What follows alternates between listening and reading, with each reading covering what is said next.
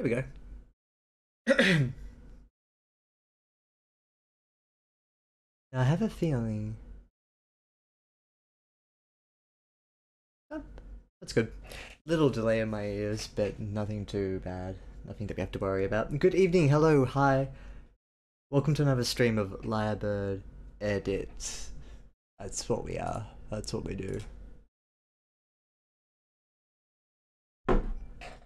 Oh, I'm exhausted. What have I been doing? I'm so exhausted, I don't remember. Yeah, great story, Lyre. Good introduction to the stream tonight. Hello, Pumpkin Pie Addict. I shouldn't be complaining, should I? If you have to get up at 6 AM. Yikes. How was your Halloween? Suitably spooky, I hope. Probably not first. Hello, Outrider SG. How was your Halloween?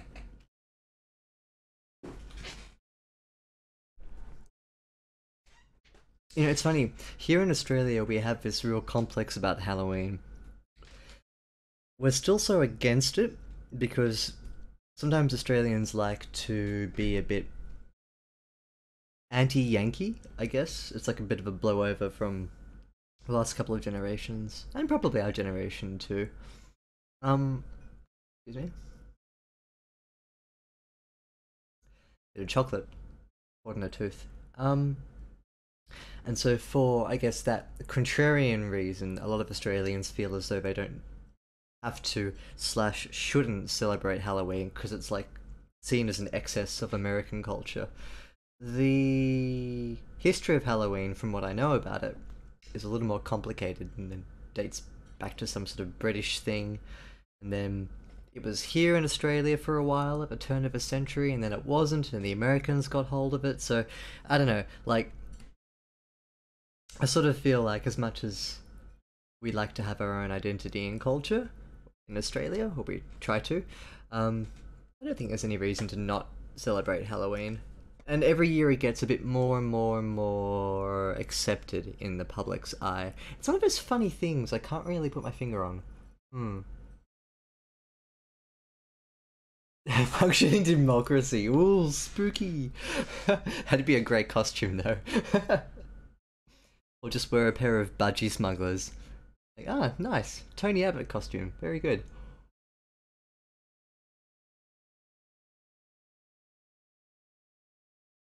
That's the impression that I think fortunately does carry over. When people I know go to the States, they always comment about how nice and forthcoming people are.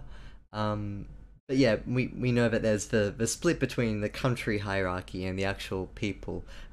So for what it's worth, I think that this impression actually gets through, which is it's a good thing. Like, you shouldn't judge a whole country's people based on the government or the hierarchy in that country. It's to do so would be a mischaracterization. It would be as though like you're looking at the structure of Cambodia, for instance, and making a judgment about what the people are like based on the dysfunctional government.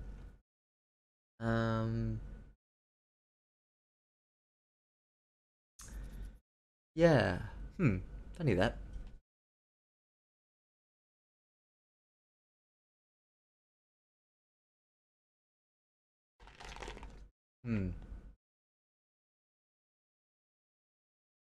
That's seriously complicated. No, it was a good insight. The representative of Canada.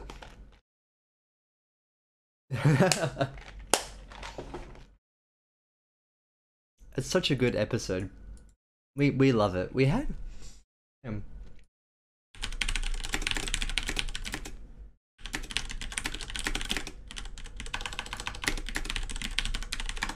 that episode of The Simpsons is it has a real special place in our heart because it's such an odd way to look at our country, but it's also very funny for us. I think Matt Groening says he regrets making that episode, but this is a little snippet that kind of demonstrates just how much we love it. I think I've shown this to you guys maybe once before, but there was this petition that went around to change the to change our official currency name to a dollary do.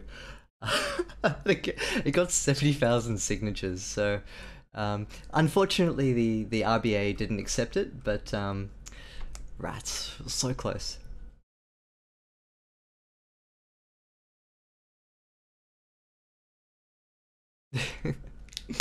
I think we like to I think we like to make fun of ourselves. Um, it's a very endearing thing that we do. I like that. Yeah.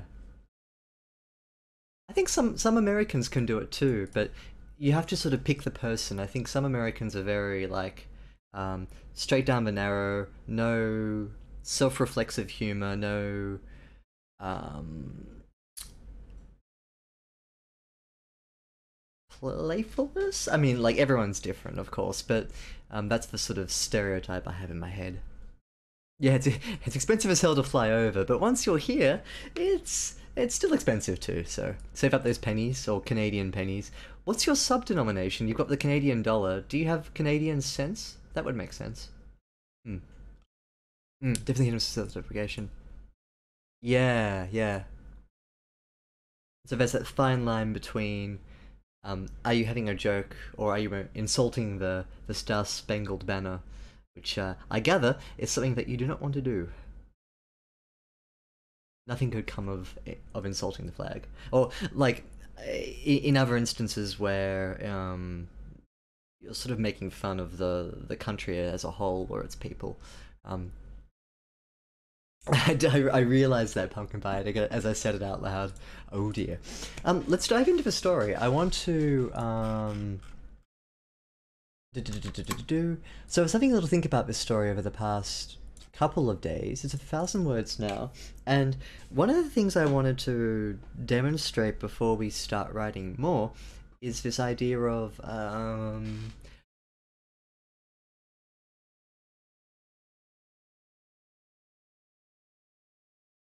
injecting a new direction into the narrative once it's already set.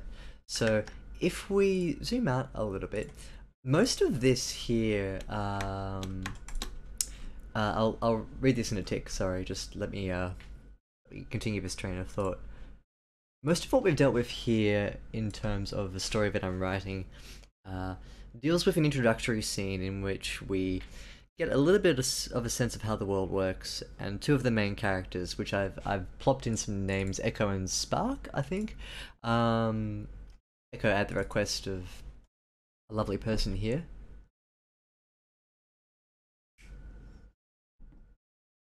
And it's fine. Like there's nothing horrible about this. It's a boy playing a game with a girl, and she's on the other side of this mirrored beach surface, and he's at the top, and they're playing like a game of tag almost. It's fine. It's functional. There's nothing too wrong about it. It grounds the scene in a fairly decent way. I'm not too happy with it, but it's functional. And what it also does is it gives you a sense of the high concept of the world, which is um, uh, like a sort of post-humanity setting in which the whole Earth is kind of covered in this biological brain, and it's woven all through the surface. And I guess the point of this story, the focus and the direction of it, looks at the last remaining dozen humans who live on the surface of this giant brain, and then underneath them there's post-humanity, which is sort of like this swirling heaven. So I'm trying to write a utopia story. Um, it doesn't mean it has to be a happy one. It just has to be on the theme of utopia, which is what this story is about in connection with two others that I'm writing. Um, so I kind of introduced a little bit of a snippet of that.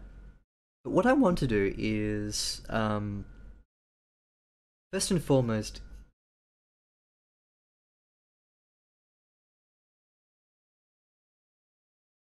Oh, it's the washing machine. Wonder what that noise was. First and foremost, I want to inject into this scene here um, a sense of nervousness that Spark is feeling. He's playing this game with this girl, and the whole reason that Echo brought him to the beach to play with this one post-human who lives beneath the glass, or the mirror surface, is that he's anxious about what's about to proceed in the next scene. So I didn't really realize this at the time. I didn't know where the story was going. But as I was thinking about what comes next, I thought back to this scene and about what it's really doing. An opening scene shouldn't just introduce you to the world of the story. This is my opinion. What it should also do is define a character motive. In fact, if it does nothing else but define a character motive, then it's successful. Your reader doesn't care about giant brains on a planet's surface. They don't care about how pretty the water is. They don't care about the insects and the flock of birds that I remember from last time. What they should be caring about are the characters, because the characters will not change throughout a story unless you write a multi-narrative, multi-POV story. What changes is what occurs around them. That having a very strong sense of character will set the story up to not fail. I think that's why I stop reading a story. It's because I lose a connection with the character. If the author is spinning too much outside of the character and we get too much backstory, too much world building, too much this, too much that, but not enough character, I kind of tune out. I can deal with no... Look, the flip side isn't untrue as well. You also need to have a good grounding and a good establishing, like, arch motive. You need to have good painting skills for the background, all sorts of things. But the character comes first and foremost. Now, let me go back and read this. After that rant.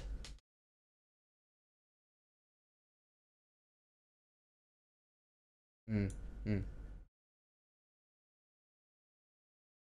Yeah, just on that patriotism point at Rider SG, not to make us too serious or anything, but I often think that the people who are the strongest patriots are those who are willing to criticize their country when it's doing bad things.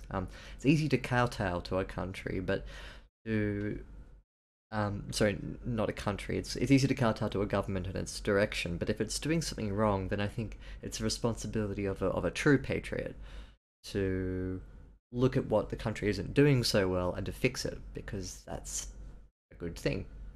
Um, but I think perhaps in very nationalistic countries, it comes across as very different. So um, I think a really good example of that would be in I watched Ken Burns' Vietnam War documentary recently, and there was this big question about what it means to be a patriot, because Vietnam vets were coming back home, but they were fiercely anti-war, or they became fiercely anti-war.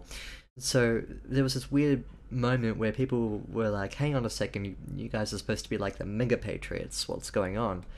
Um, so I think that modern sense of patriotism needs to be tempered with a bit of a distrust of the structure, and a constant sense that stuff needs to get fixed.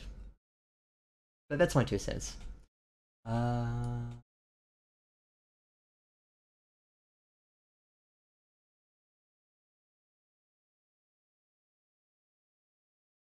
oh, I didn't know about Pumpkin Pie Addict. About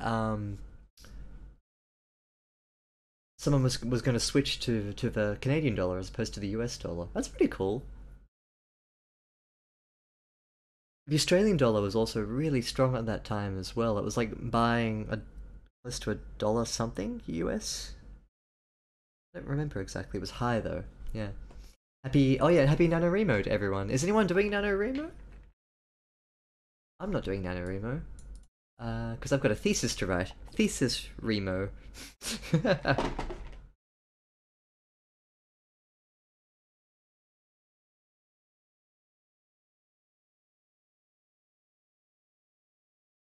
Hmm.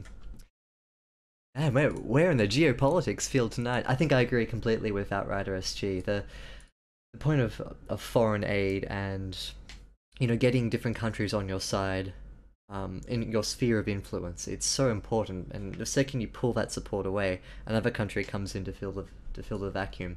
We're very sensitive to this in Australia because we have a very odd position. We're allied with the US, but China is our biggest trading partner. So if the US pull away from us, um, we have a very odd choice to make. Where do we follow a traditional ally, or do we forge stronger ties with Chinese government? And what does that look like? What does it mean for us? Are they benevolent? Are they trying to exert their sphere of influence? What kind of ideology do they have? Um, all these questions that um, I don't have to worry about myself, but I'm very interested in the answer to. Um, I'm I'm too stupid to formulate an answer, and I don't work in an area where I can affect a change. So it's just interesting to look at from the sidelines. But a really good example of this, what Outrider was talking about, is the Belt and the Road initiative. One Belt, One Road, which you can see in all sorts of different countries. Hmm.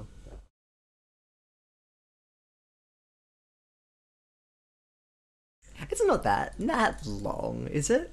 No, it's like 10 episodes of 60 minutes. Right? Are we watching the same documentary? It's a good documentary too. Hope you're enjoying it. Ooh, the third. Congratulations. Hmm. I think I agree. They're certainly not benevolent. But then again, who is? What country is benevolent? That is 600 hours. Yes, you're right. That's a lot of hours. Oh.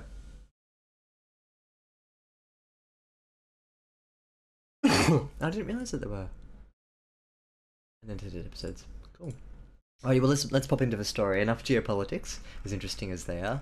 What I'm going to do tonight is to go back through this and to plop in some new ideas into this scene before I move on to the next one. Ideally, this wouldn't need to be done if I had planned the story out a little more effectively. This is kind of patching the gaps as you go along, and depending on how you write, this might be an effective method of writing a story. You write, you go back and strengthen it up, you write more, strengthen, write more, strengthen. I recommend doing it that way because if you don't do it that way, and you have, I think someone else here was describing their writing style. Not here right now. I think it was someone else. They write the whole thing, like all 90,000 words, and then they go back to the start and they fix it up. I don't suggest doing that, but this is my 2 cents. If you know if that's a good thing for you to do, then by all means do it. But I need to have a strengthened base before I go on to the next thing, and that way the the latter parts of a story don't sag and they don't fall down. It's you have a continuously strong story all the way through. It's like if you're laying down a brick wall, you don't hurriedly do it all and then patch it up quickly at the end because part of it's gonna flop. You're gonna get to a part of a story that you strengthen the base and it's gonna like lean over. When that happens, you need to cut that part out of the brick wall slash story. My metaphors are all over the place, but yeah, you get what I mean. Like it can sag, and you might have to just rewrite the whole part above it. Your mileage may vary. Your kilometerage may vary. Very good documentary. That's the Ken Burns Vietnam documentary.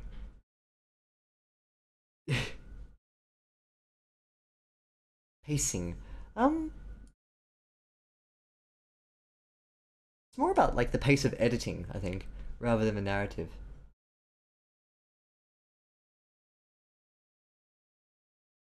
Okay, this is a good opener. I like this, but it's not strictly true. Um, Pacing at a pace. Oh, it is true-ish. It's true enough. The child that he plays with is a girl, but she's not physical. I think she's like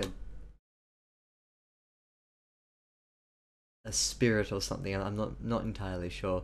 There's a game the last children on Earth play with each other. Echo watches from the tip of the primary dune, where the sea cuts up and shapes the earth into green. Resting ancient bones in the flow of the grass, shielded from the sea's breath, tired from the walk, she follows the dance and motion of a child upon the shoreline. How she wishes she could move as this thing does, this young boy, this fluid grace of motion, so much like the waves. I've used motion twice, let's cut that out.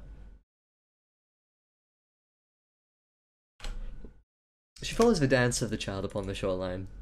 There's no need to double verb it. Sometimes you can do it, but I think I just wanted to get rid of motion. See him glide upon the glassy surface of the sand. Over time as a braze for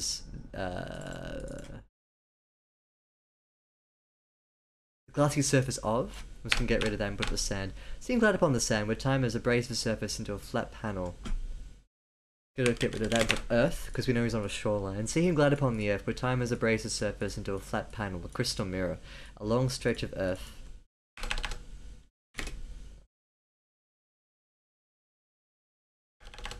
A long stretch where the shell is peeled away to reveal the skin of a true world underneath. I'm gonna get rid of a long stretch where the shell is peeled away to reveal the skin of a true world underneath. So already I'm chopping fat from this sentence. I'm making it a bit smoother. The boy holds a smooth. Ooh, just doubling up my thoughts with the word here. The boy holds up a smooth tree branch above his head, stands so still, waits, eyes on something below, beyond his feet. Look, Echo. He is an ancient fisher waiting above the clear surface of waters. Take this moment in. His figure, his shadow, his pose. Tens of thousands of years separate humans then and now, yet they are mostly the same. The world, however, is not. There are no fish down there in the world beyond his feet. There are only shadows and ghosts. It's a game for children. The last children on Earth play with each other. Some are above the surface of the world, and others are cocooned away in the digital belly beneath. Now, fine. But what's missing here, and what I want to start to inject? Why are they here? What are they doing? And for what purpose? And it's explained here.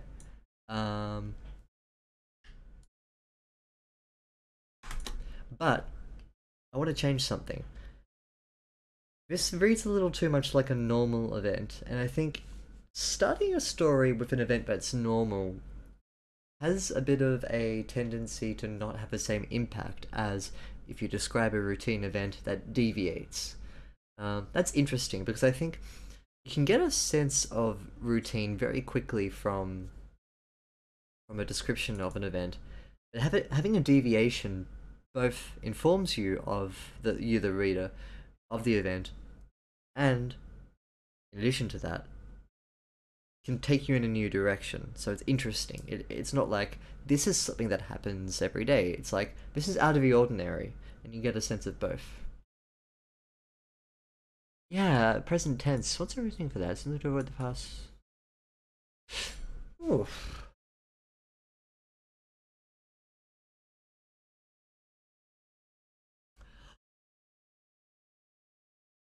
I don't know. For me, it feels natural. So why do I write in the present tense? I think I like the immediacy of it, and I like how fine-tuned control I have over the pace. Whereas I think if I was in the past tense, pacing is perhaps done a little differently.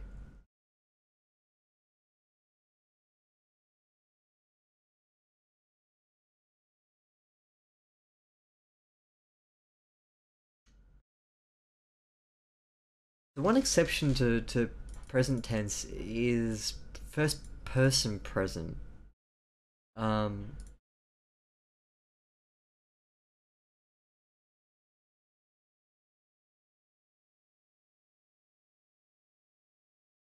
the only way that first person present works is if you do it in historical present, which is a technique that you can use to declare upfront this event is happening in the past, and me, the narrator, I'm telling you about it now. But I'm telling it to you as though it's happening right now. That's a very good way to do it. Like vanilla first person present is very difficult to pull off because you run into problems like I duck behind the log behind the empty fireplace and wait for Martha to creep through the room. He spots me. I freeze. What do I do? It's like it's weird. It's like you're reading like someone's on the fly thoughts. I don't know, but for third person present doesn't suffer from that because there's no narrator to this.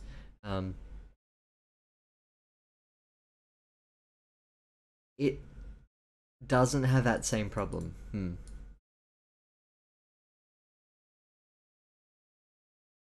I think Outrider SG's hit the nail on the head here with that description. It's very difficult, I think, to write a third person present story that's very far removed. it's almost always the case that you'd want to push the narrator focus right up against the characters so that you are experiencing them up close. To not take advantage of that would be a bit of a shame. It would be like having a whole palette of colors available to you, and you just select grey. You can make a good picture with just greys. So maybe that's not a good example. It's more like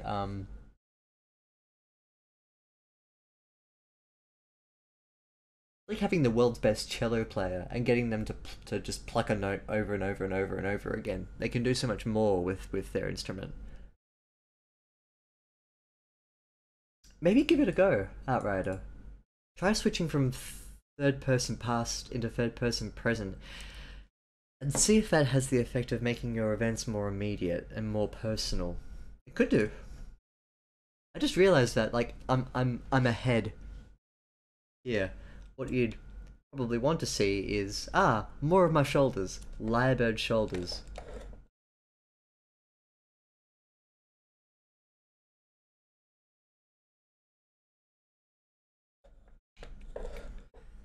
Welcome to Lyrebird shoulders. Lyrebird shoulders. What do I want to change here? I want to inject in a sense of anxiety in Spark.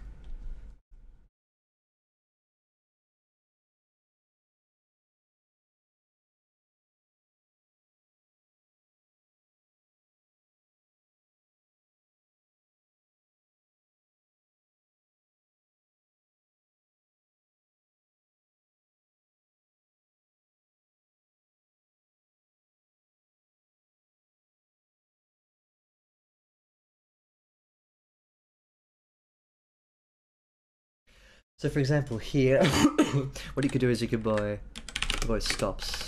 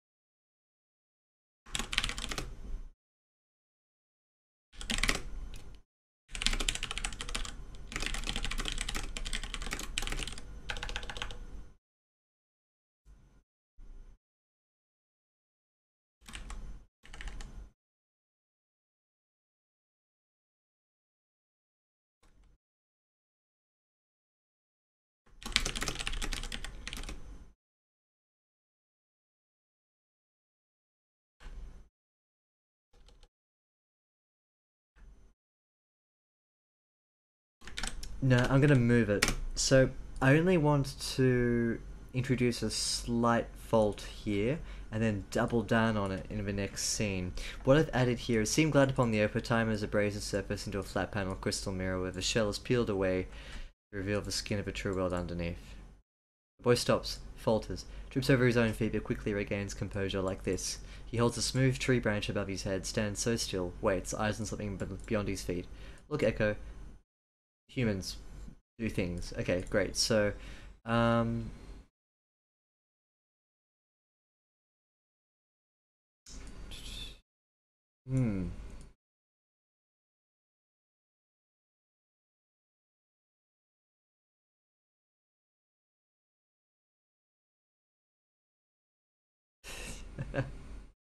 I know what you mean. Like motion blocks are very hard to think of new ways to make them interesting. Maybe as a little writing exercise, Outrider, take a paragraph that you've written, copy it into a new Word document, put the other one side by side, and then rewrite the new one in the present tense, third person present tense, and then see if you get a bit of a better sense of motion with your characters. And then and then let me see both. I wanna see which one, like how you operate with both. Spark is well and truly adept at the game. It works like this. Watch.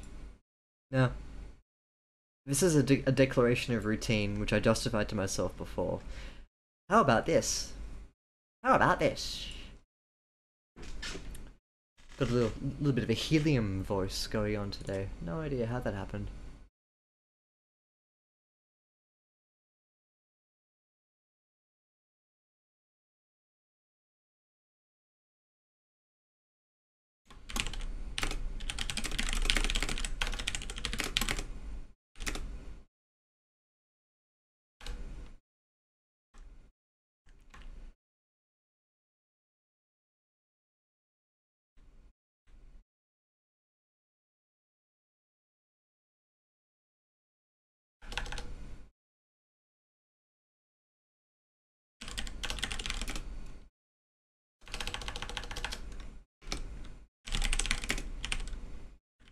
I'm not spelling my mains properly if that's fixed.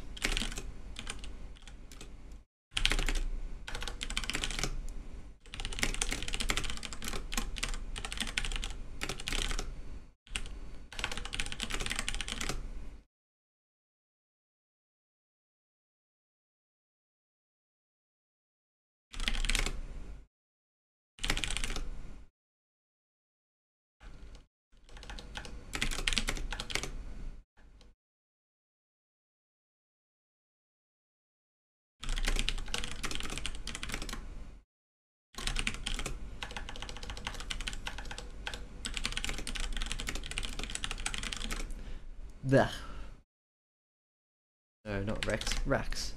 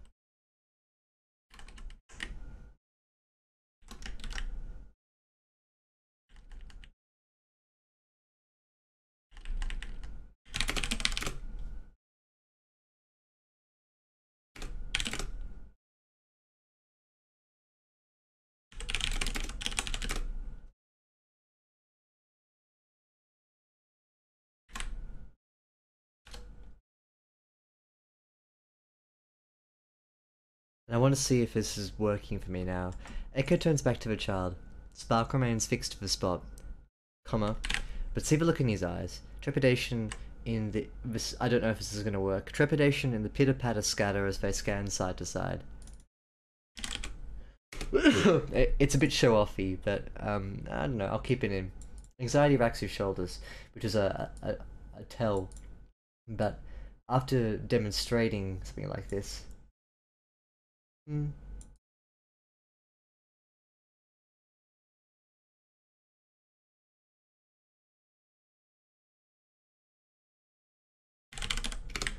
fact, I don't care if it tells. Anxiety makes your shoulders tight. Tight? Tight, there we go.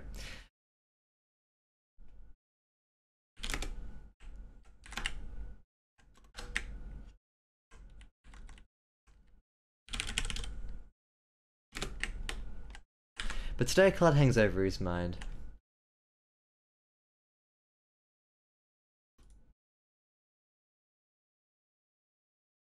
Nevertheless, he still wants to play. Watch. watches the glow from underneath the playing field, sings and rises like a second sky.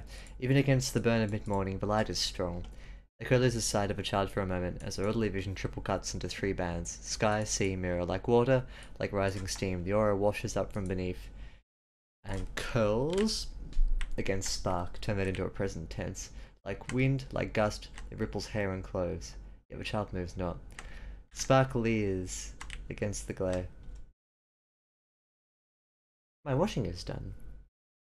Spark leers against the glare, eyes everywhere beneath the surface, stick raised. A pair of insects gather upon his hair. Now where did these come from?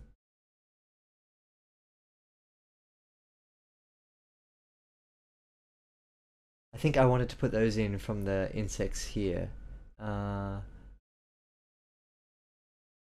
take it out because it's distracting. Your shoulders tighten just implies anxiety instead of saying it right. Well, good. Yep. Good. That's actually a really good suggestion. And I don't know why I didn't think of that. It's a really simple and neat way to just cut some of the declaration. It's really warm here in Sydney, by the way. So excuse my excessive number of drinks I'm gonna have to get. Like, the temperature now. It's late spring. Oh, it's not 17 degrees. No, it's not. Like 20s. Feels like it. Yeah, I didn't I? I should swallow my words. Actually, I'm really enjoying it. I'm enjoying the... Hmm. Yeah. Makes me thirsty though.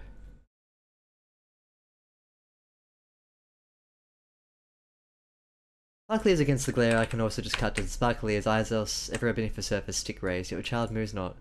Then watching, watching. Watch Echo. There!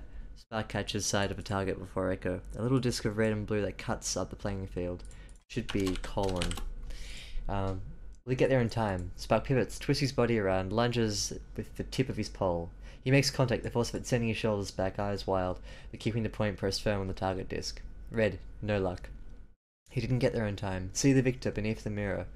Her own sporting pole clean in the centre of the mark. A ghost player, a wispy thing. Inverted.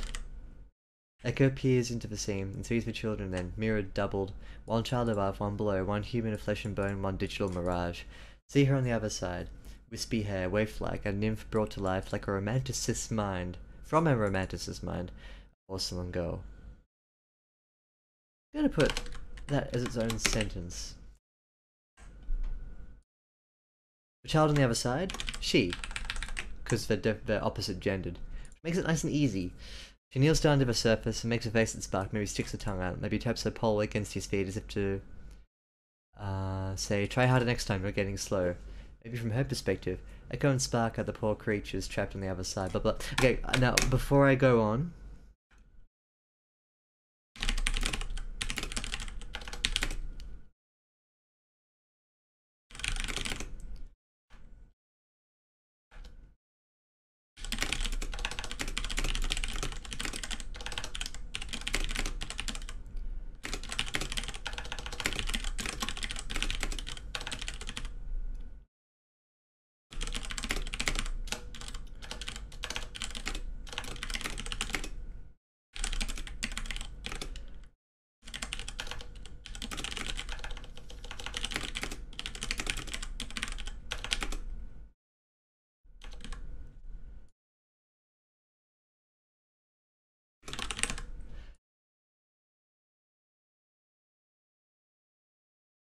Spark would usually tap the end of his pole against her nose. Not today. Today the child closes his eyes, head low, turns away, waits for the field to reset. Cold.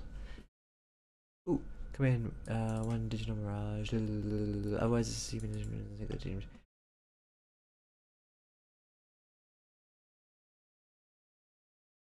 One child above, one below. Otherwise, it says the human flesh and bone is a single digital mirage.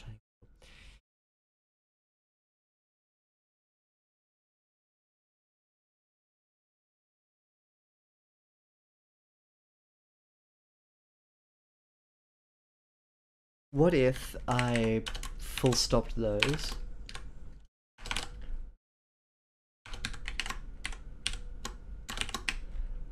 and did that? One child above, one below. One human of flesh and bone, one digital mirage. The comma replaces one that is a digital mirage.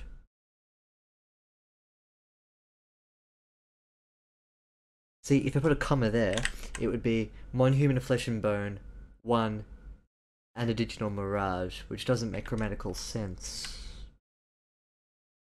If I get rid of that comma, one human of flesh and bone, one, comma, digital mirage, that also doesn't make sense. Does it work better now that I've separated out into two sentences?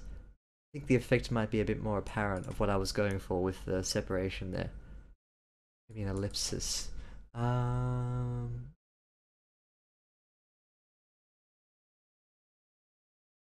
What I'm going for is like A B A B. So A B A B.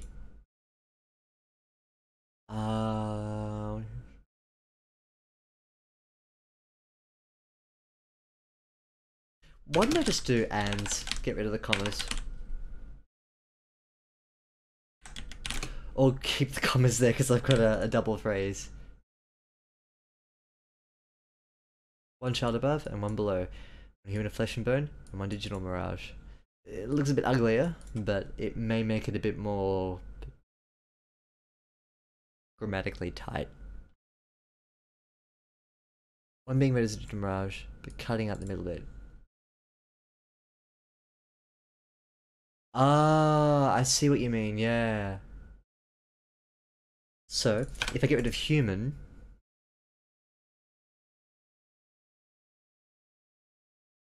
that may make it a bit better.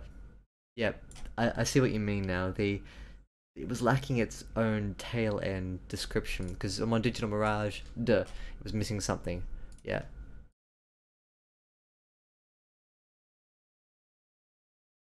I think that's better now. See her on the other side. Wispy hair both news. Maybe from her perspective, Echo and Spark are the poor creatures trapped on the other side.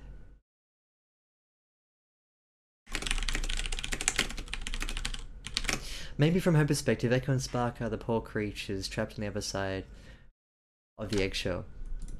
Maybe they are the unfortunate things that have to live outside.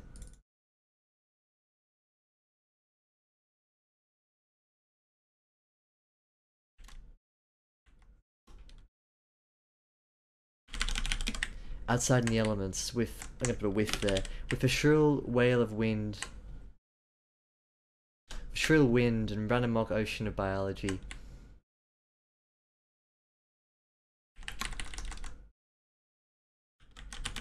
Carpeted biology that covers the lands.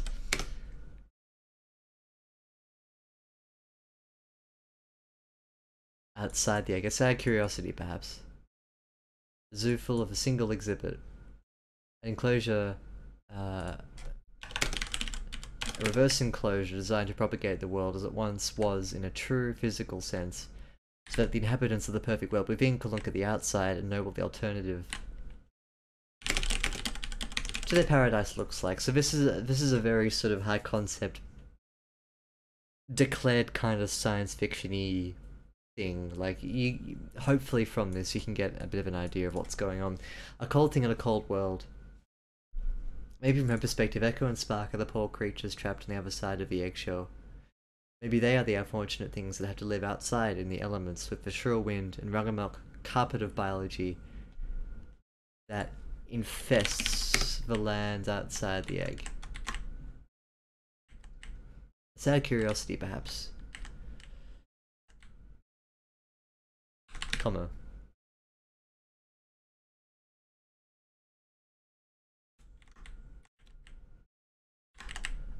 A zoo with a single exhibit. A reverse enclosure designed to propagate the world as it once... and to preserve... propagate, as it once was in a true physical sense, so that the inhabitants of the perfect world within can look at the outside and know what the alternative to their paradise will look like, or looks like.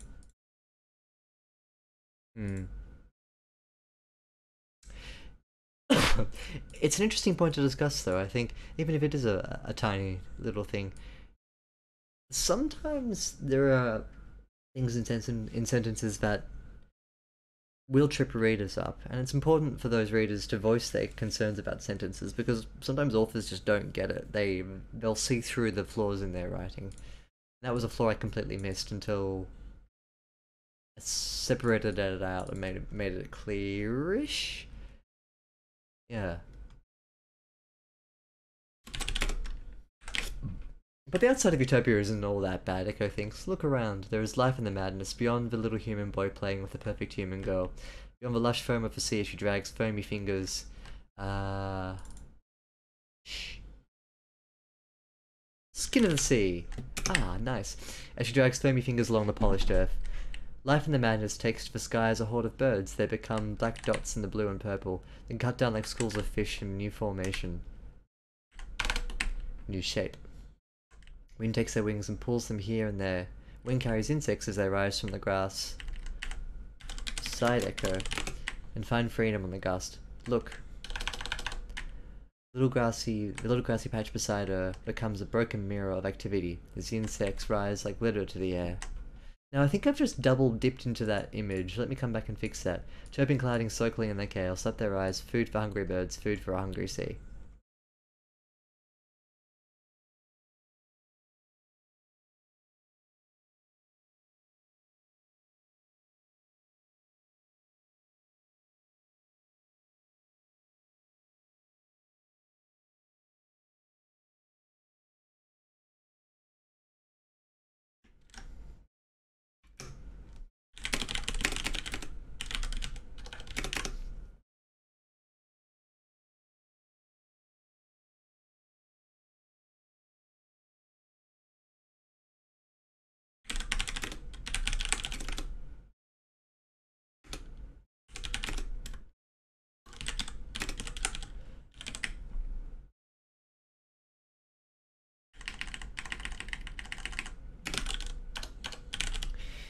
So, what was wrong with this part that I just took out was raining. It said the same thing twice in two different ways. It was unnecessary. Wind carries the smell of the ocean, acrid cutting into Echo's lungs. Echo's lungs. Look, the little grassy patch beside her becomes a broken mirror of activity. Broken mirror. As the insects within rise like glitter to the air, chirping, gliding, circling in their chaos, up they rise. Food for the hungry birds, food for a hungry sea. Echo, the woman turns and finds the young warrior before her, standing tall. Tall and proud, gonna get rid of? Aloof. With his pole slung across her shoulder.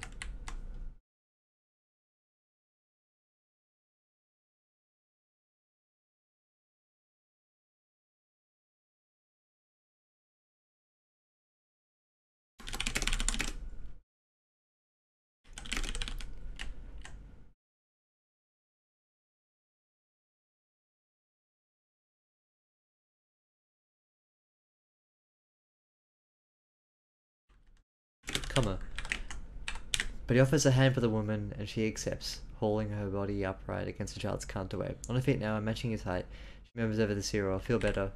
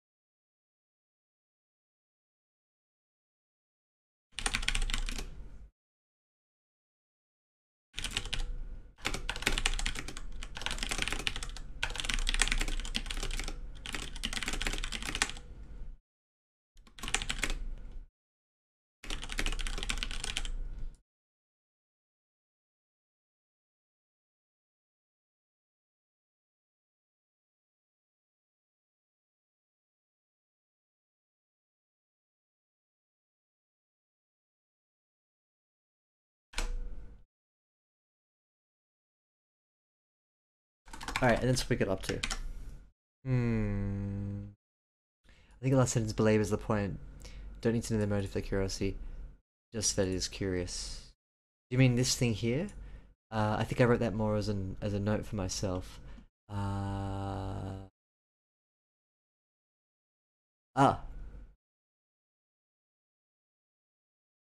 this one here? I think Spark is about 11 or something? I think he's young. But then you raise a good point. Whether or not there's too much poetry.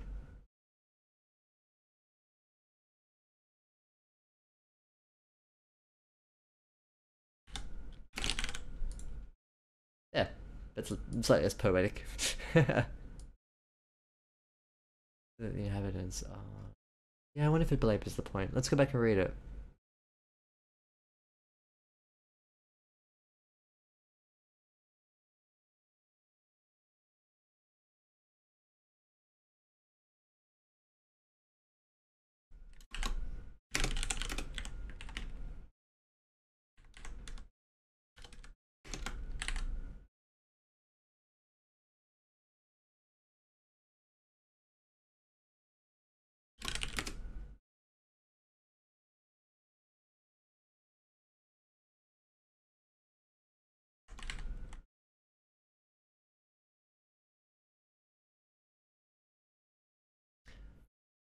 I want to see if I can fix it. Say curiosity, perhaps like a zoo with a single exhibit.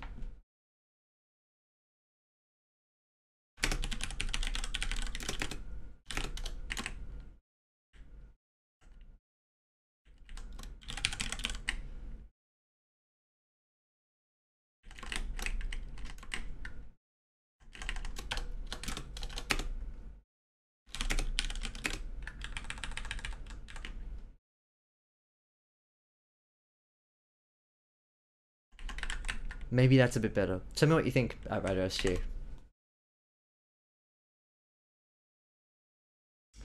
Give me a... Give me a reprisal of this. Good. Why, I wonder? A set of curiosity, perhaps, like a zoo with a single exhibit manufactured to emulate the world as it once was. So that's a bit clearer, and thus the inhabitants of the perfect world within can look at the outside and know what the alternative to their paradise looks like. It's it's the same thing, but it's stronger. Maybe because it's split into two sentences that flow together, rather than just like blah blah blah blah blah blah blah blah blah. It's belabored because it's long, and by cutting it in half, it's less saggy and it's more perky. Everyone likes perky writing.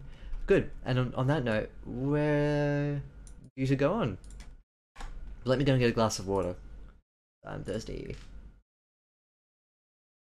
Right. Right, that's actually quite a good point. Structurally, it may give that impression a bit. Hmm. Cool. Okay, back in a sec.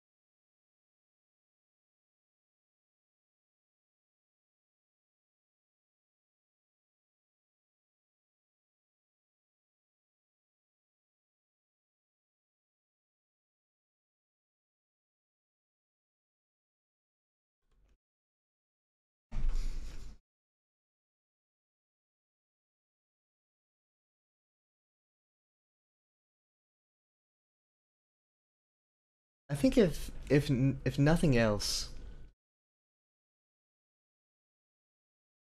I hope the point comes across in this stream that going through a story, even a really small one that you've just started to write, and retuning it so that it gives off a different meaning and a different inflection, if it sets up the story differently, is actually quite a straightforward thing to do. Oftentimes I feel as though people approach editing as a very kind of blunt force trauma. And sure, I think sometimes that needs to happen for scenes that just don't have a purpose in the story. However, I sort of feel like if you start with a decent base, it's not all that difficult to go through and to fine-tune very specific parts of your story and have the inflection go from here all the way over here. This here gives off the same core impression. It sets up the world, it sets up the notion of this egg and the post-humans, etc, etc, etc. But instead of being like a playtime for Spark, what it is right now is some sort of therapeutic measure that Echo tried to enforce on him that didn't go as planned. So we have the routine, but also a deviation from the routine, and in doing so, it gives a very different end to this. Whereas before, it was, yeah, I feel better, let's go off and do this thing that I've been really nervous about, to I'm still not liking this. And that sets up the ground of the story, so we go off in different directions here. Story 1 would have gone in that direction, story 2 would have gone in that direction. Ultimately, they may have like flowed together like two dolphins in the ocean. But the impression is different, and I think I wanted to highlight the point here that it's not all that difficult to do. You just have to look at what emotional implications come out of events and change them. Straightforward. Now, I also wanted to add one thing before we went on.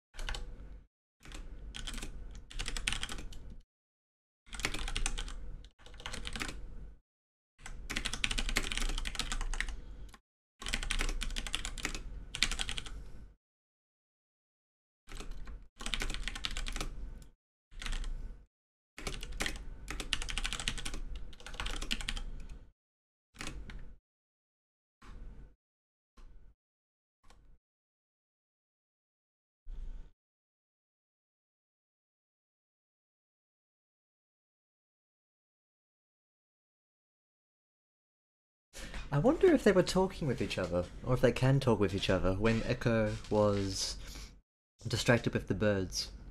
Maybe. I've got a feeling that there are two relationships that I want to set up in this story. One is the relationship with Spark and this girl, which may just be a relationship of motion or of distance between glass. I think he has quite a strong attachment to her in a friendship sense. The girl that he's going to meet as Echo and Spark travel across the surface of this land and find another set of humans, they will be a bit more difficult. Or at least the girl he meets will be a bit more difficult.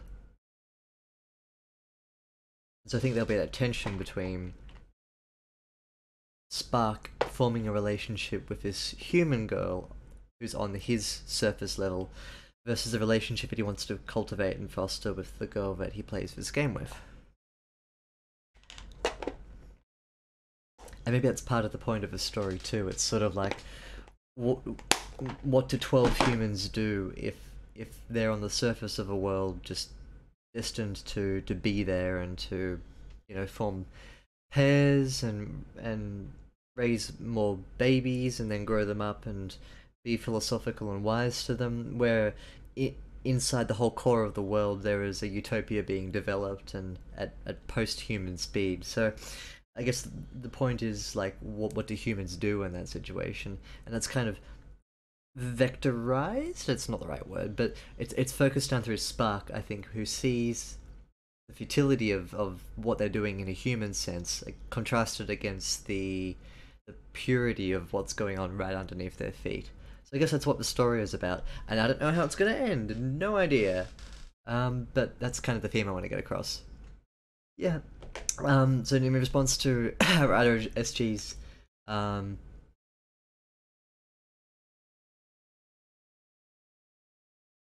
question here, I sort of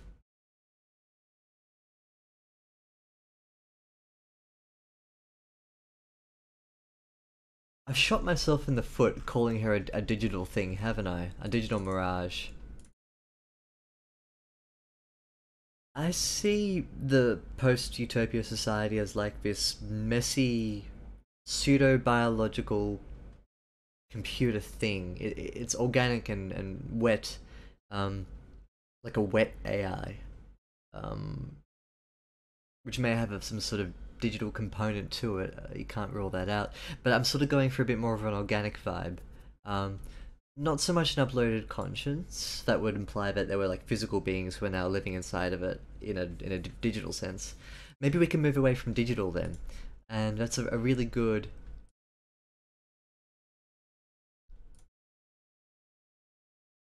opportunity then to have a think about how do you describe this giant brain keeping alive all of these pseudo biological things. I don't know, but I have to know because I'm writing the story.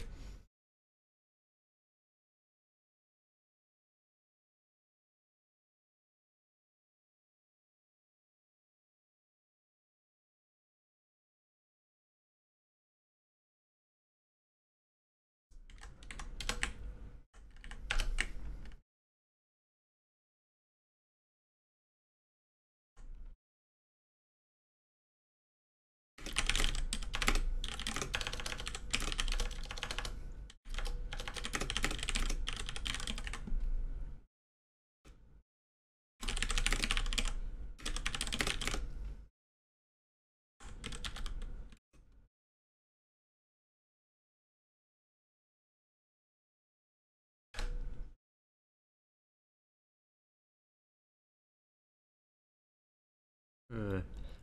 I think I accidentally did a bit of a Shakespearean thing here with ending with a rhyme. Oh, I did that on purpose. It's very smart. Um, yeah, no, I don't know if I even like that.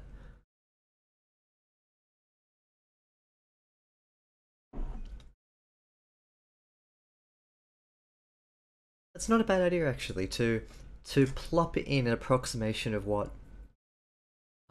we think it is, and then as the story unfolds, you can twist it a bit. You say, okay, it's digital. Bear with me. Here's what's gonna happen.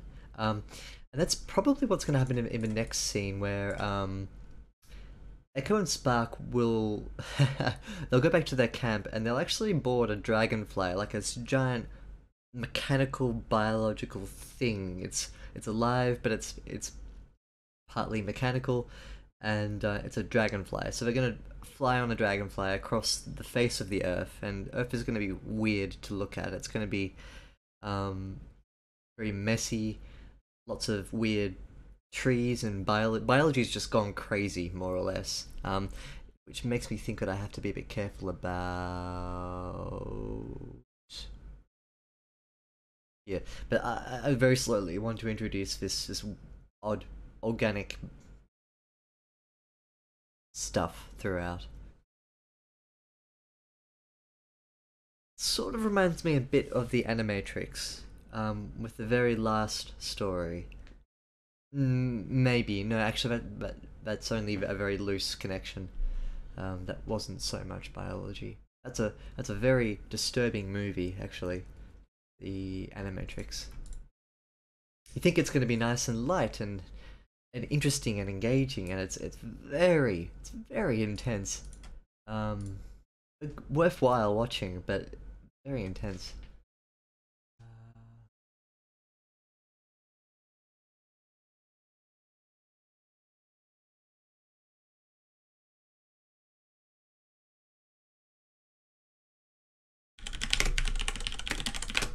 To emulate the world that biology made.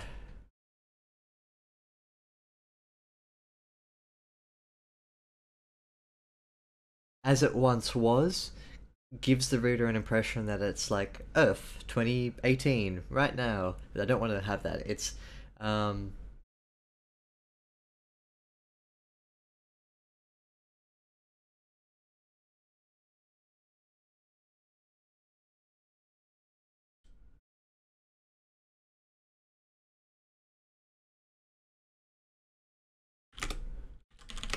a lot of messy biology.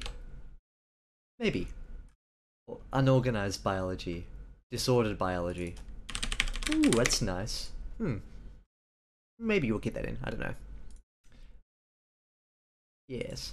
Alright, so I actually don't know what to do from here on. Um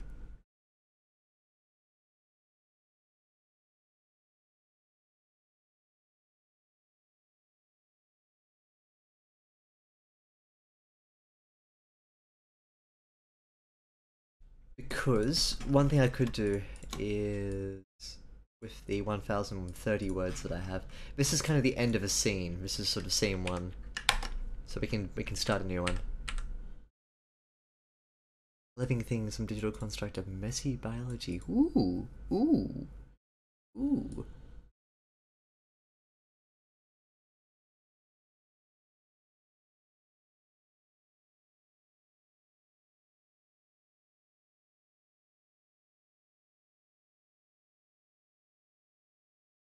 Will it make the sentence too thick? A sad curiosity, perhaps like a zoo with a single exhibit manufactured to emulate the world of disordered biology.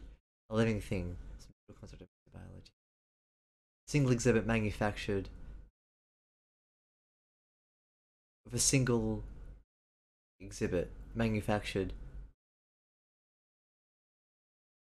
or not ordained, maintained. Oh,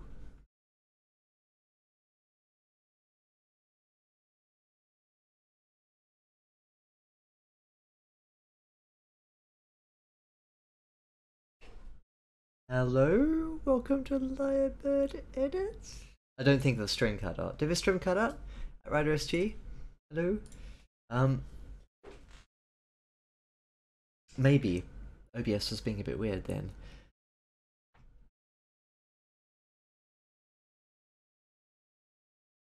Like a zoo with a single exhibit manufactured or maintained is the word I was going for, not ordained, maintained. Like a zoo with a single exhibit manufactured to emulate the world. Uh, it's hard to change. This is a good suggestion. I don't know if we can fit it in. I'll copy it and actually put it here as a comment on manufactured.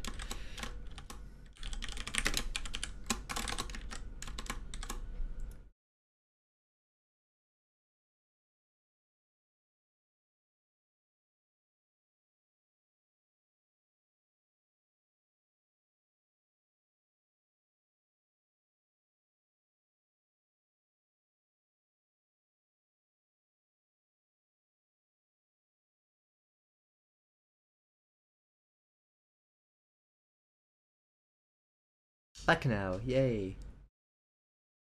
Good, good.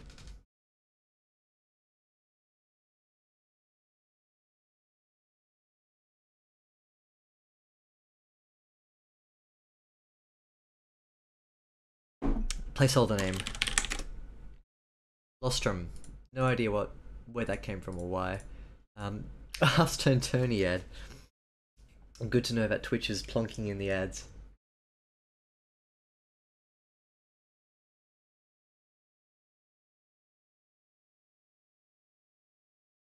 Hmm.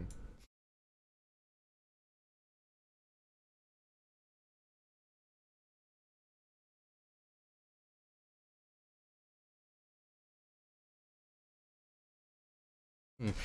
Outrider, help me out. Help me out. I need the name of a giant dragonfly. What do you call a giant dragonfly? One that you ride, of course. Like, what else do you do with a giant dragonfly? Um, Eric. No, it needs to be like a sort of weird, scattered kind of name. I don't know.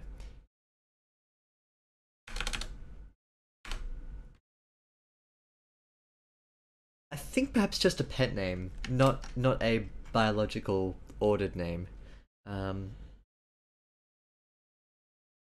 I think for simplicity's sake, they just call it a dragonfly, which isn't so fun. But oh, we don't have to do that. We can be a bit more creative and do the reverse. Instead of giving it a pet name, we give it a species name. Um, Size is a nice pet name actually. Sounds a bit like Scytho. And if you say it in the Australian way, Sizer, which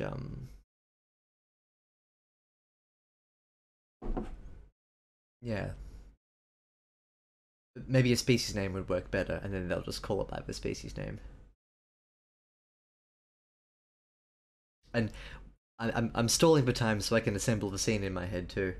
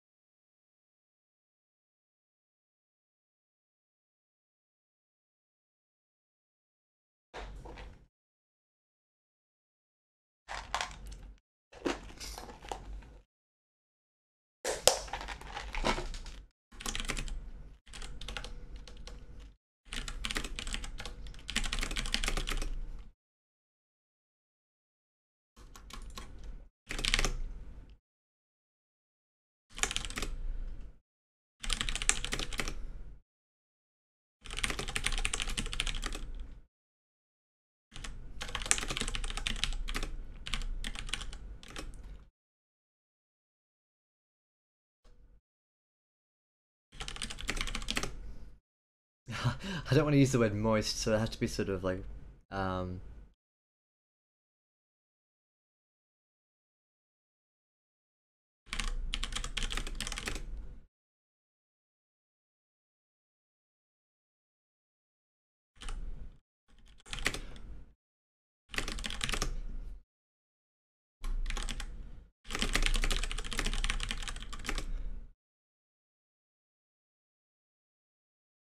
Hmm.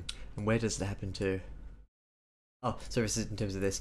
So being human is a major moment for any child. Is this an event that is common practice when a person comes of age or a rare thing altogether? Is there a ceremony involved? Like a foreign exchange program? Ooh, that's a really good question. Um, I have a feeling that the adults organize it. Um, and I guess while it would make sense for there to be a ceremony, in some ways, I don't know if that's right.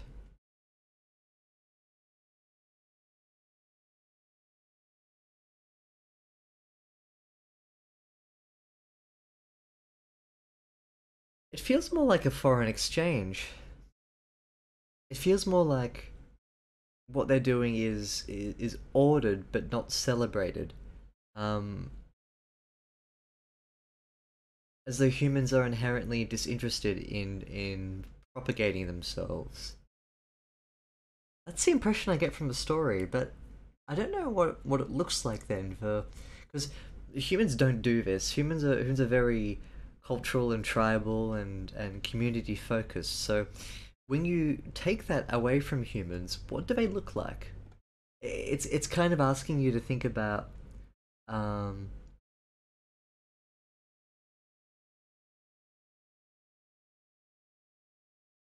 how humans operate when they're fundamentally inhuman. Because even in stories like Cloud Atlas, for instance, which takes place in some parts in the very distant future, or well, not very distant, but hundreds of years distant future, humans are still humans, and they live in small groups in their communities, and I mean, they may regress to hunter-gatherers, they may progress into enlightened beings, but humans are still fundamentally human. So, this is a challenge. I don't know. Hmm. Yeah, which brings to the fore the question of why this is happening. Why are they meeting? Um, One reason could be that Eka is dying. Um,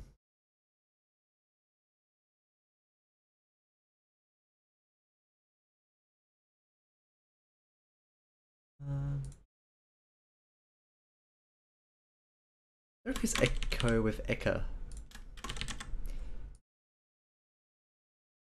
Done. Because like I keep calling her Eka. Right. Yep.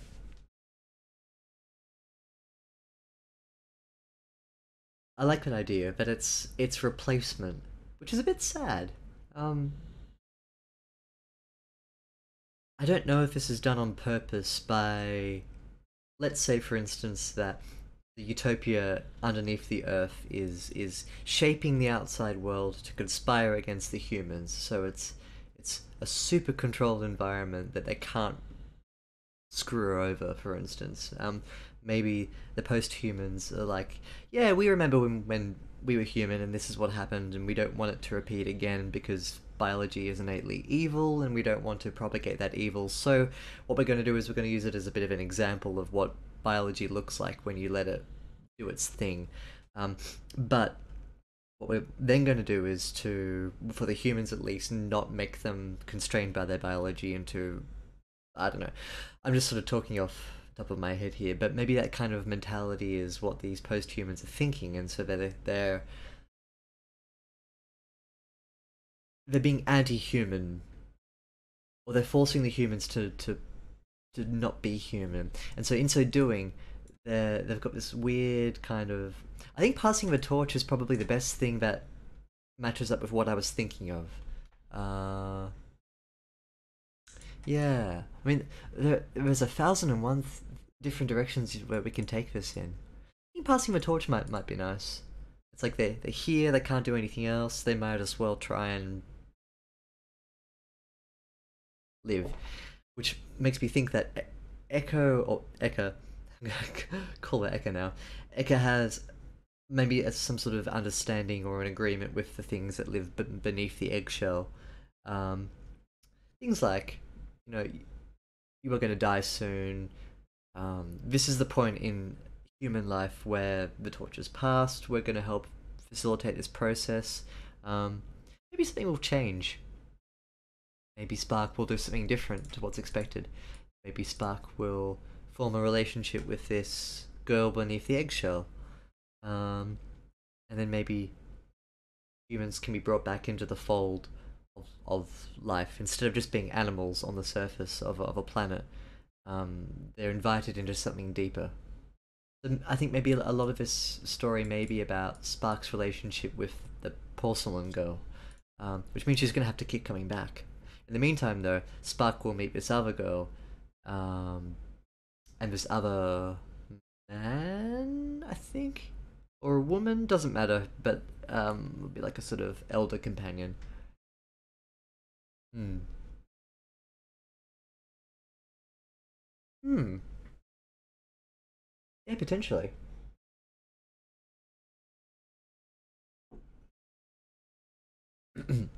But it's a sort of transition rather than being permanent, like an atomic shuffle. Okay. Well, I've got lots of ideas brewing around. I'll write out the scene and see how deep I go. Um, I don't want to fumble around too much tonight. If I can't, I won't force myself to write out. I'd rather ruminate than write down something half-hearted. But I want to open this new scene with probably at their campsite. Now, if this is a novella-length story, there's probably merit in describing where they are and what their life looks like. I could just jot down some notes and see what comes out. So sends ready earrings, could you?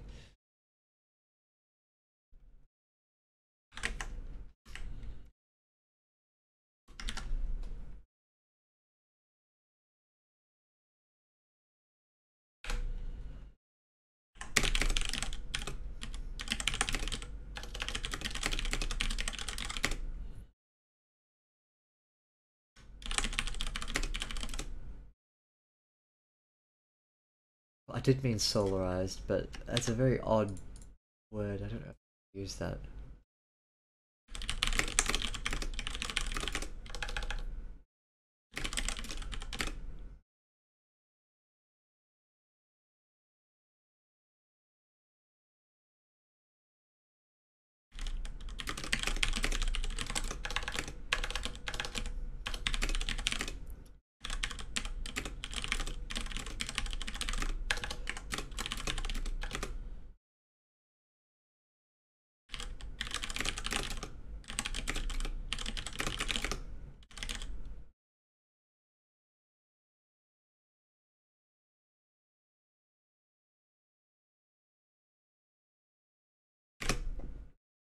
Hmm.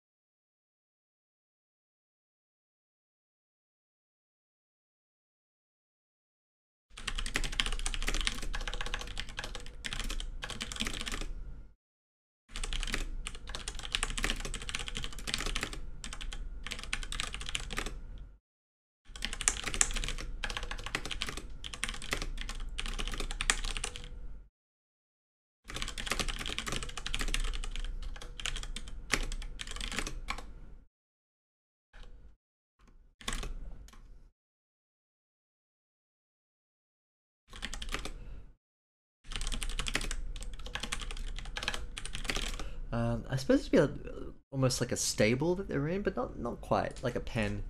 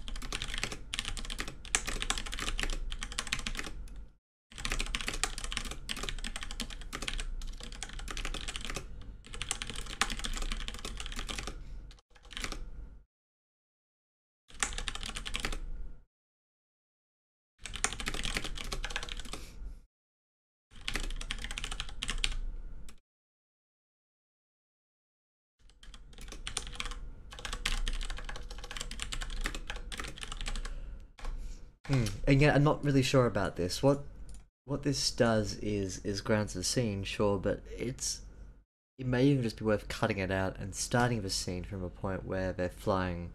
Um, does it matter that they are going to be coming back here? Do I need to describe it? And that's a question that's going to sort of haunt me until I think of it a bit better.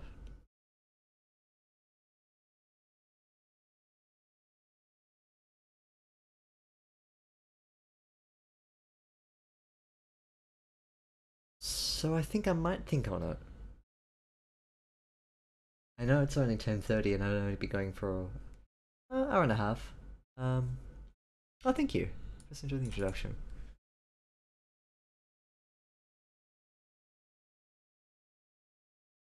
Let me think about this for a second. I'll see if I can expand on it.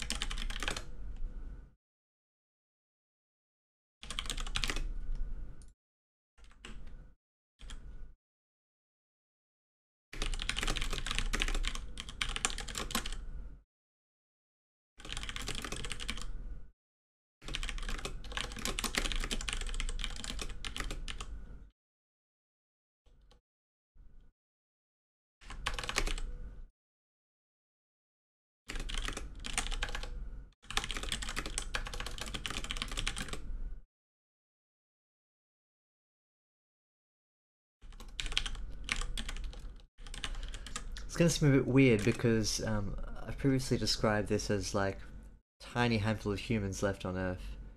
Um,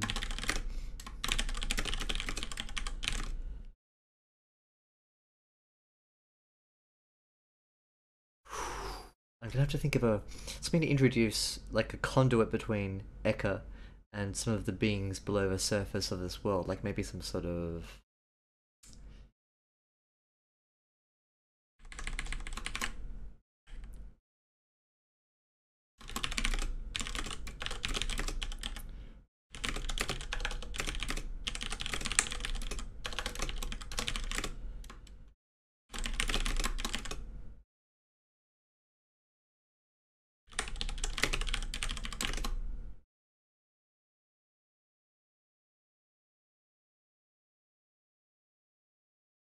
this is a bit of a dice roll and it might not work. If you want to take all the front windows.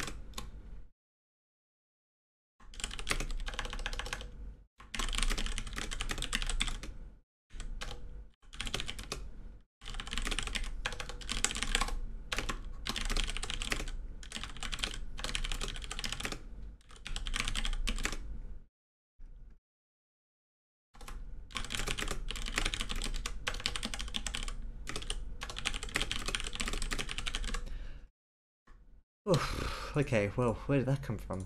I was, I was about ready just to stop the stream and think about this, and then nope, just blah.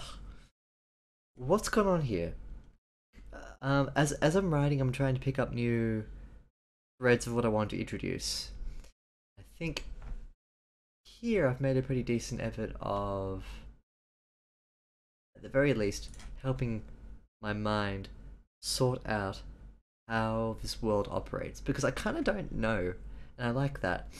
I like that in the process of writing a story, I discover how everything works and the disparate images I have in my head, like of the whole image of this story came from this dragonfly riding low over the waves, a bit like in The Wind Rises, for instance, where you have the lovely shots of the planes taking low over the sea, and in my head, I was kind of swapping that out for a dragonfly, but people were riding it.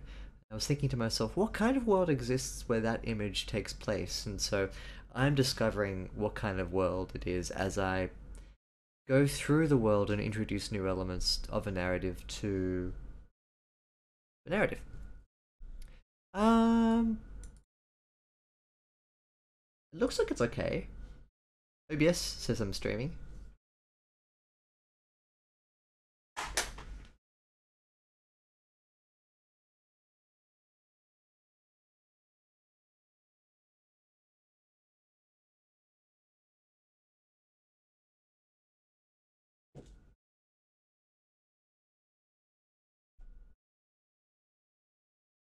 Overwatch World? What's Overwatch World?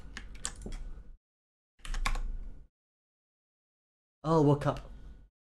Gotcha.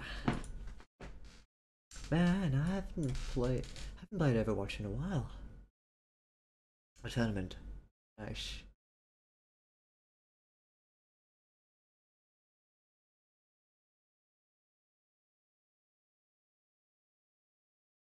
So I've given it not a fantastic sense of where we are, but what I want to do with introducing new scenes is to be like, well, actually I could do it that way. Another way to do this scene would be to get Eka and Spark to talk at the very start as they're walking back from the beach to their home. How do you feel about today? Not so great. This isn't going to go well. Why are we doing this? I don't want to meet other people. They scare me. Um, and Eka can think to herself, oh, it's not so bad. You just have to, etc., etc. You have that little dialogue tree going, and then on the near horizon, the home blooms off the side of the hill like a piece of chalk on a chalk cliff, something like that, etc., etc. They make their way to there, and there's a dragonfly. Um, there's no inherent advantage of doing what I've done. I've cut that out.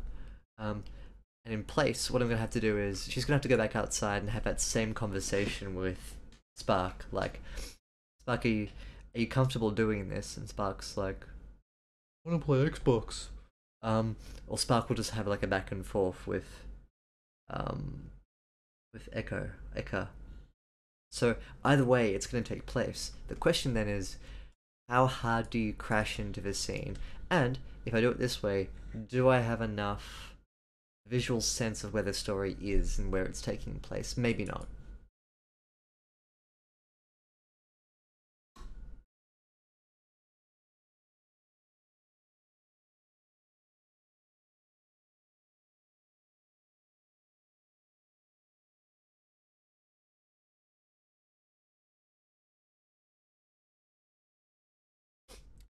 Because I kind of just done that here, by the seashore, by the forest, by the sticky mess that grows in place of grass, and sit underneath a hush. This little place here with the composite home and the pet dragonfly is incredibly home.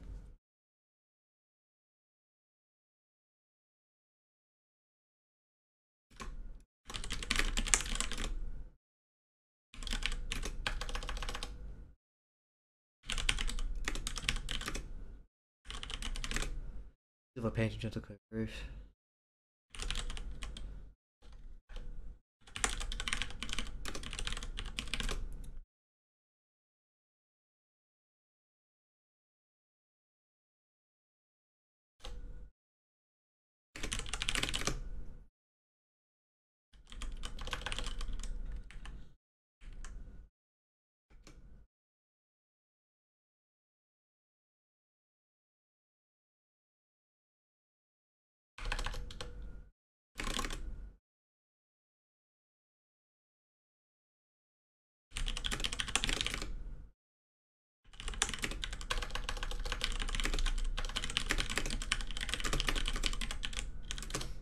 Okay, so what's going to happen here is that Um,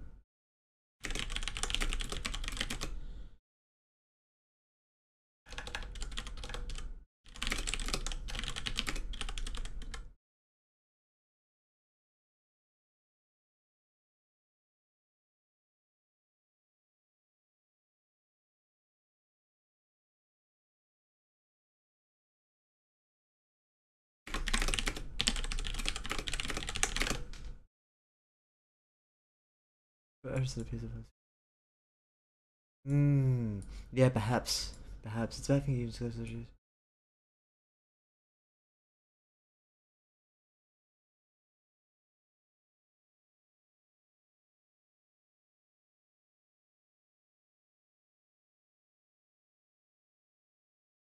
Yeah, it's hard, isn't it? Like, it's an odd idea to work with. Kind of anti-human almost. But I guess that's part of the reason for these utopia stories is at least what I have planned for them. All of the utopia stories are actually quite anti-human. I mean, they're utopias, but they're not really for humans. They're sort of beyond and outside of the scope of humans. Hmm. Maybe I have a very grim view of people. I don't know. No, I do know. I do, but I'm not overly cynical. I hope that it'd be nice to have a human utopia. But these stories aren't human utopia. They're a little different.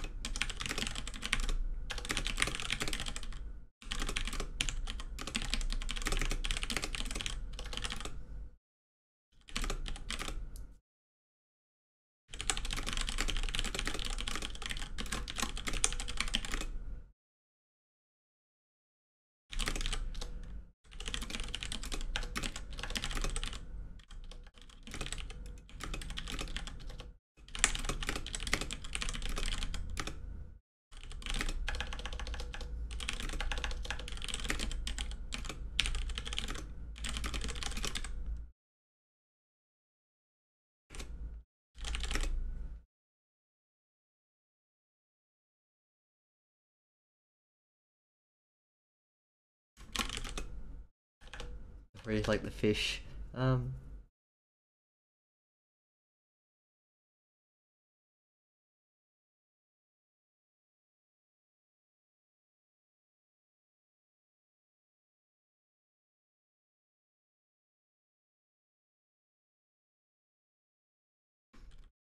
I'll call it Dory. Diru.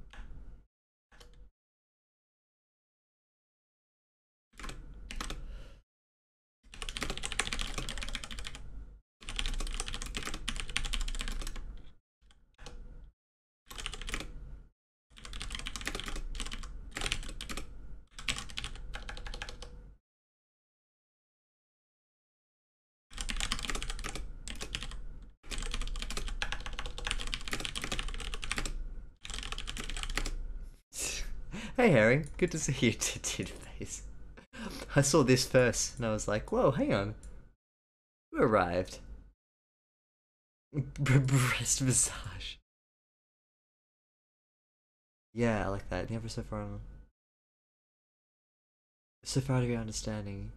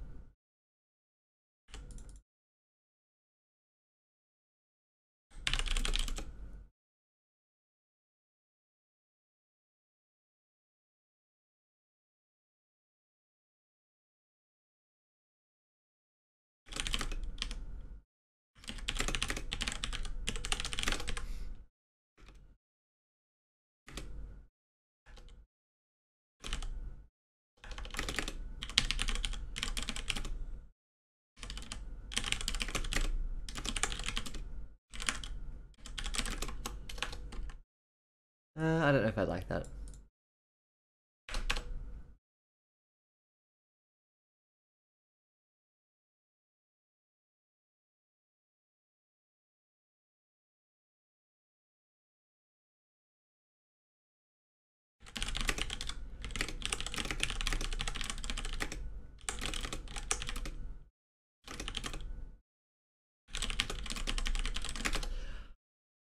Alright, I'm gonna have to stop and think about this.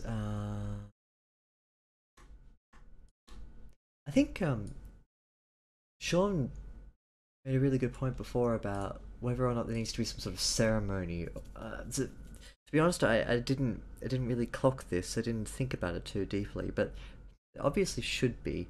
Even if the volume of humans is very small, there needs to be something that happens to bring these people together in a physical sense. Some sort of sharing of ideas or gifts. So I'll think about that and work it in next time. Was it a show? Hey, nice one. Cool. What show did you see? I might not write any more. I'll put a pin in it there. I'll give you a bit of a rundown of what we've done here. I guess we worked through the first little 1,000 word section and changed the inflection slightly from. If you remember this story, it was about Echo Ka now and Spark, as Spark was playing with this utopia denizen beneath this mirrored surface, and they were playing a game with each other. Um, the inflection here was just like a stress relief, like he was doing it for stress relief, and they were then going to go off and meet some new humans. But I added a few things here in this first part that made it more so um, a demonstration of his anxiety. He lost the game because he was nervous. Actually, I didn't give that impression. I'm gonna have to.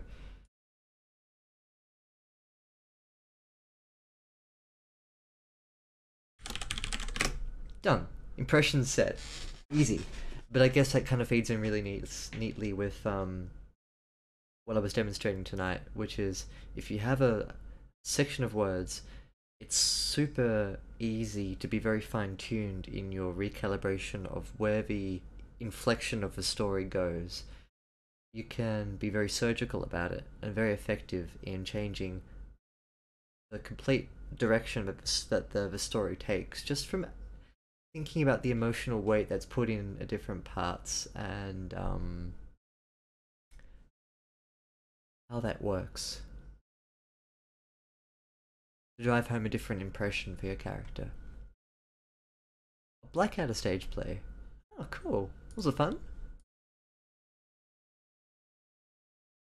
And then I just did some off the cuff writing about what their little corner of the earth looks like and where they are. And they've got a pet dragonfly, which is kind of cool. But I'm gonna have to stop now and think more about Outriders' suggestions for implication about how like that they're gonna meet these humans. We haven't fully figured out why. I've been talking a lot about it, but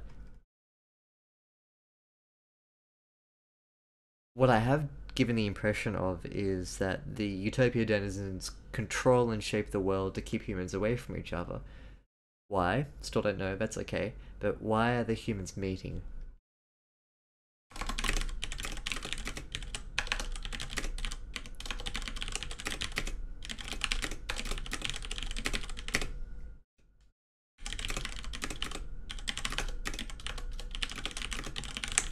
These are two questions that I think need answering very soon, and if you don't answer them, then your reader will start to question what they're doing reading the story. So I'm gonna call it there, I think, and give it a little more time to stew, and I will come back later on with some more ideas. I may have one more session of writing, and on that note, I'm not going to be here on Sunday. So hey, no stream on Sunday. Surprise! I'll go off to Dubbo. Dubbo is a central New South Wales town. I'm going to the zoo. Yay! It should be fun. So yeah, I'll be back on Tuesday, probably ready for Thursday stream.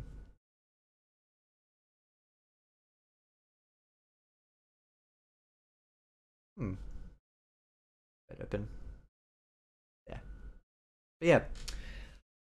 Thanks for the suggestion, Sean. I feel like we've had some really good back and forth together, and um, I feel like I need to do more planning. It's fun doing this off the cuff. There are lots of implications that come up as we write that I need to address, and I think you've been really good in pointing out little things and asking good questions and making me think a lot, which is good. So thank you. They're putting him in a zoo. I am the prime exhibit. There's an animal born plague. I'll try not to. God, I hope not. Nice. Okay, thanks for popping in at last minute, Herring, too. Hope you had a fun Blackadder stage play. Alrighty, we'll catch you guys next week then. You too. Have a good one. You too, Outrider SG. Have a good one.